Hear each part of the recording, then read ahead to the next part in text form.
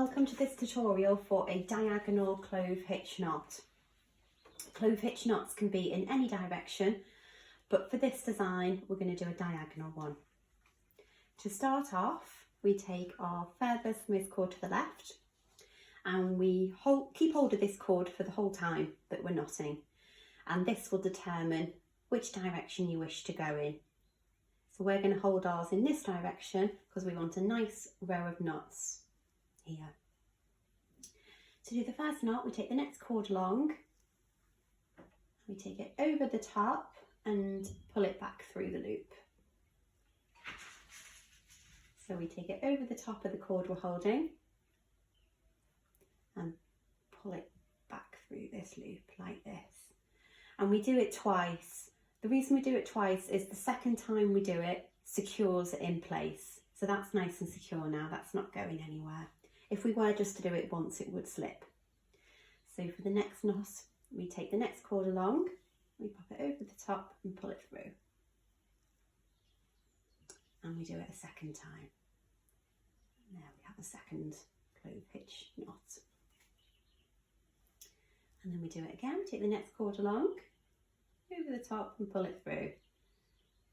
You might find that you do have to manipulate and neaten up the knot at the top. That's absolutely fine and normal. So do it a second time. There we go. Just neaten that up. Then take the next cord, over the top and pull it through. Over the top and pull it through.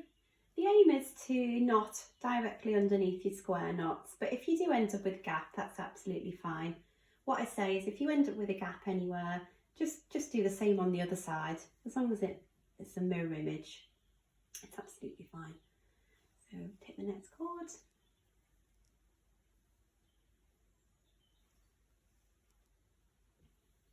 Do it a second time to secure it. Next cord. We do it a second time. You can see here now we're getting this nice row of knots. Again, you can play around with them, pull them down a bit, squish them up a bit, whatever you need to do. Over the top, pull it through, over the top and pull it through.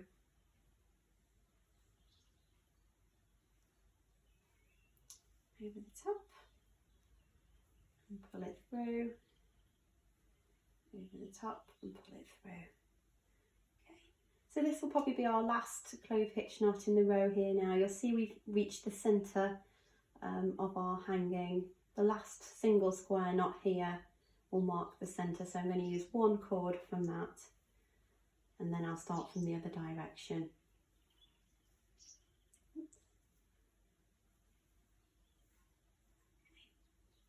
So we have a lovely row of knots there. So to do it from the other side, it's exactly the same, just in the other direction. So we take our furthest most cord to the right and we'll use this again for our filler cord. We're not going to knot this, we're just going to wrap the other cords around it. Again, hold it in the direction you wish to go. Take the next cord, pop it over and through. Over and through. Again, the next cord along, over and through. Twice each time.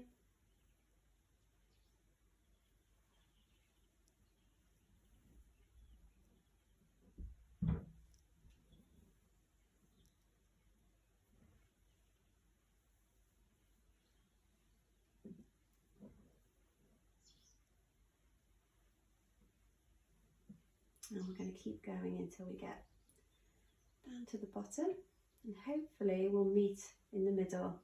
Over and through, over and through.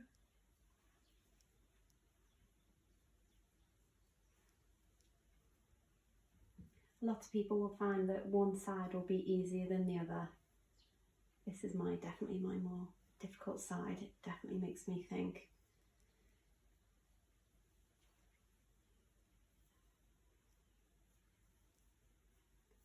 so that's our last knot on the right hand side. And as you can see, we've pretty much met in the middle. Usually just bob one more knot in on either side, doesn't really matter which side, to give a nice point in the middle, like so. Anybody that's watching this because they've got the DIY kit, the instructions does say to do another row, so you have got enough, should have enough cord to do another row before trimming, but it's up to you. If you like it the way it is, certainly feel free to leave it.